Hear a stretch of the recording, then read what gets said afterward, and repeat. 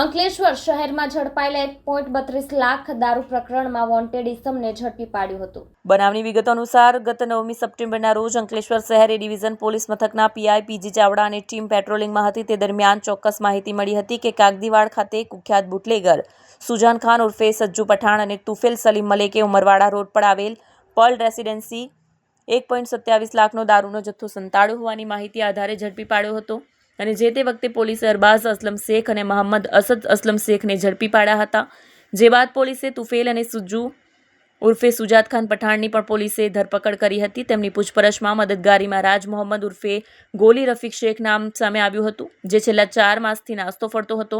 અંતે ગતરોજ અંકલેશ્વર શહેર પીઆઈ પીજી ચાવડાના માર્ગદર્શન હેઠળ વોન્ટેડ આરોપીને ઝડપી પાડવાની કવાયત શરૂ કરતા ચોક્કસ હ્યુમન ઇન્ટેલિજન્સ અને માહિતી આધારે અંતે દારૂના કટિંગ અને સંગ્રહમાં મદદગારી કરનાર રાજ મોહમ્મદ ઉર્ફે ગોલી રફીક શેખને પોલીસે રંગે હાથ ઝડપી પાડ્યો હતો।